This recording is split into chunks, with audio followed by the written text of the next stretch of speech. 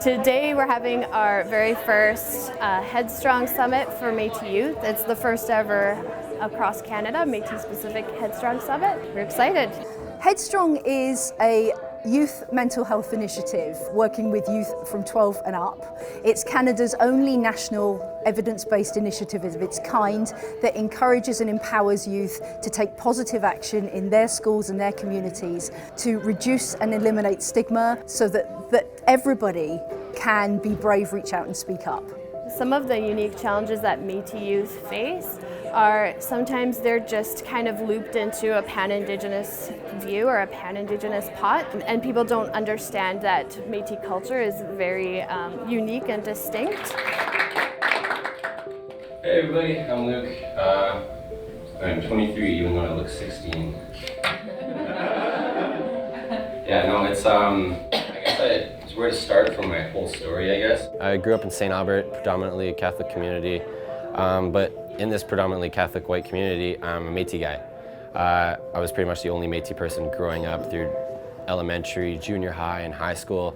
They feel like no one knows who they are, and they feel like sometimes they don't even know who they truly are. They don't know about their own culture and their own traditions. So that can be a challenge, you know, finding out like, who are you? Where do you come from? Where do you fit in? So we grew up, we always knew we were Native, we knew we were Métis, but we didn't do anything really Native. So it's kind of interesting being Métis, and it's kind of almost had to push myself into having a belonging of my own. It's taught me resilience that no matter what people think of me, I know I belong where I do. Stigma is absolutely, it's almost like another word for prejudice. So say if you have a diagnosis of depression or anxiety, you might not want to talk about it because you're worried what other people might think and that they're going to judge you. We're trying to end that to make it something that's super normal to talk about it. 70% of adults with a mental health problem or a mental illness report that their problems started when they were an adolescent or a child. It's so critically important that young people hear others speak about their own mental health experiences and speak about their recovery. You just think, wow, I'm not the only person in the world going through this. It's a little more comfortable knowing that someone else has maybe a similar issue. So all of these things all together, it just became like so many things that I didn't know how to cope with, and I didn't know how to deal with all this. And I was, you know, Fiona mentioned earlier about that whole idea of like self-stigma. And I felt like I couldn't talk to anyone about what I was going through, that I couldn't tell anyone what I was struggling with. And so I ultimately kept it to myself, and I let it build up and build up and build up and build up and build up. Especially junior high and high school, I suffered a lot from anxiety, and it's pretty much just overthinking.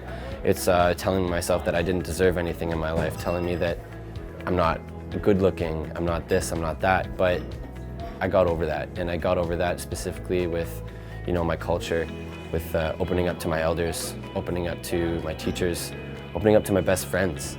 And, you know, learning in ceremony as well, going to elders, learning from knowledge keepers to learn the language, all of those things have been really important to me.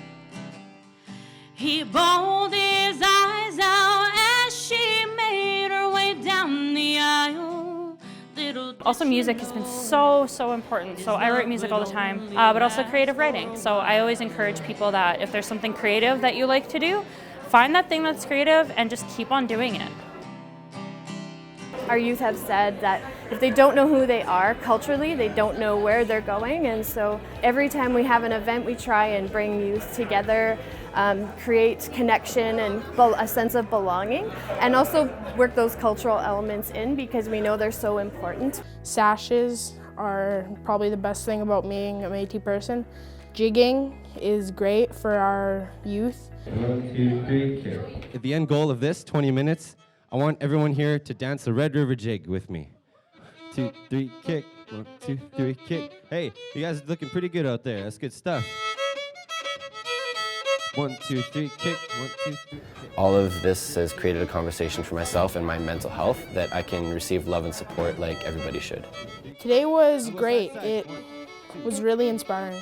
I learned a lot about my mental health. So I was kind of knew what I was coming for, but then as I got here and we got through it a little bit more, I got a lot more valuable information than I would in my community. Knowing other people do have it and they are willing to talk about it gives me the strength to say, I'm willing to talk about it and I'm willing to share my own story. Hope especially to the Métis people, is the Métis infinity symbol. You know, hope is never-ending positivity. We do have a really good culture and tradition, and we should just be proud of that.